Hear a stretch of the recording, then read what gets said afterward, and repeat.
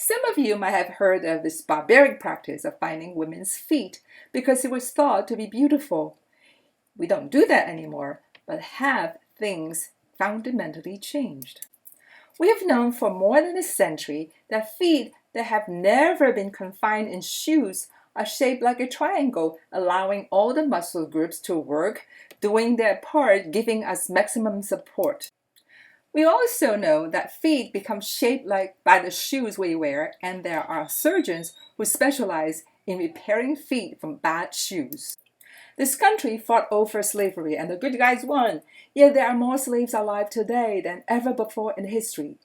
These are examples of changes that might represent some improvement, but the underlying issue remains. This chart shows that carbon dioxide emission is tightly tied to electricity consumption. The Paris Agreement, however, stated that if nations hit their reduction targets, global carbon dioxide emissions will level off, even as electricity demand continues to rise. How is that going to happen? The real issue of rising electricity demand is not addressed at all. How can we have meaningful solutions? In Chinese, the concept of crisis is expressed in two characters. The first is danger and the second is opportunity. If we really get there's danger, an opportunity opens up. Wim Hof lost his wife to suicide, leaving him to raise the children alone. He was in a crisis. The crisis opened the opportunity for him to become who he is today. Award-winning author Jared Diamond documented nations that came out of a crisis transformed. He also pointed out the requisite for a positive outcome from a crisis.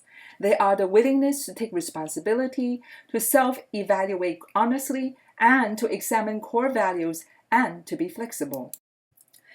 If we get our houses on fire, will we decide to chill in an area that's not yet burning? No, we would jump to action. We would make the leap as in quantum reality.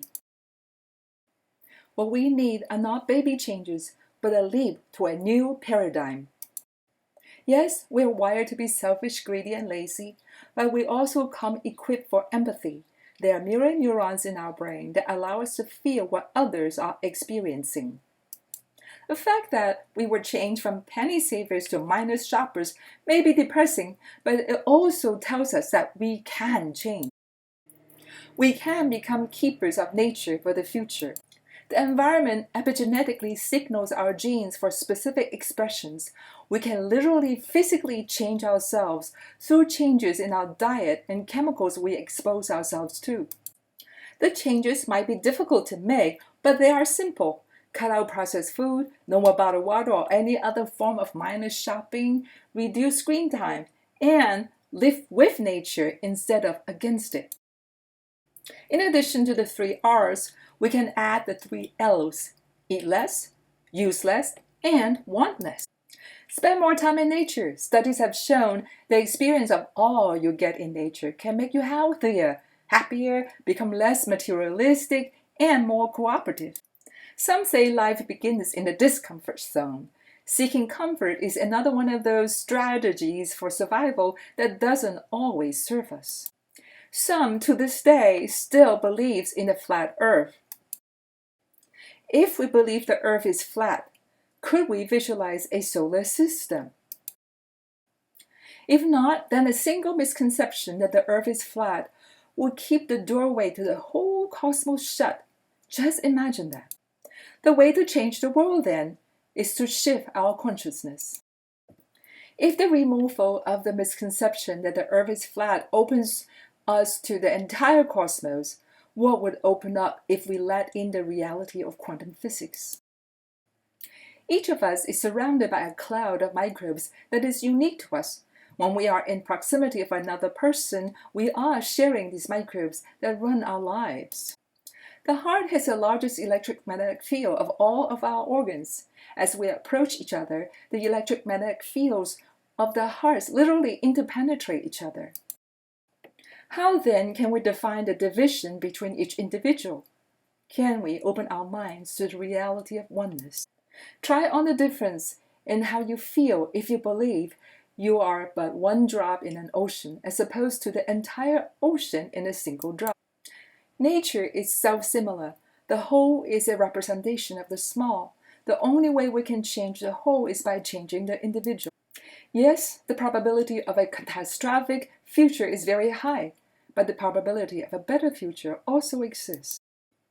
Open to the mystery of the unknown. We have an opportunity to change the ideal man from a concept to a reality.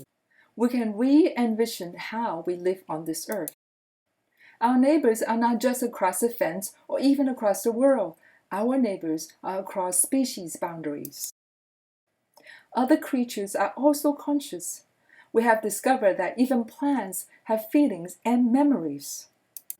It is time that we take responsibility.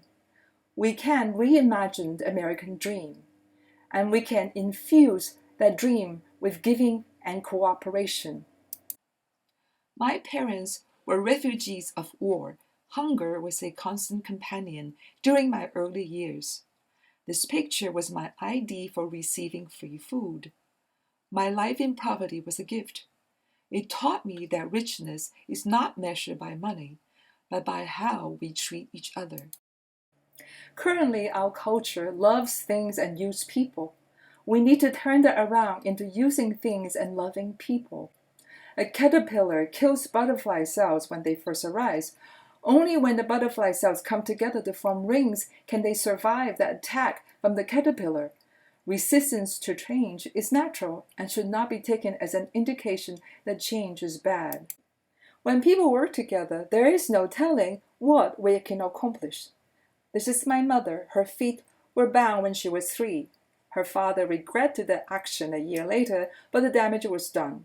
On her broken toes, my mother walked all over northern China, talking to people about a world with no bound feet. You live in a heroic age. Heroes are not considered to be heroes because they did the same old thing like everyone else. It is time for all of us to make a choice. We can choose to continue to be an instrument for destruction or be an expression of creativity. History is full of people who have sacrificed their lives for trying to create a better world. Don't let them die in vain. Accept their gifts, the gift of believing in a better world. Allow for the mystery to unfold within you. Together we can birth a world that might seem like fantasy today. Thank you for taking the time to listen and perhaps consider some of the ideas presented here.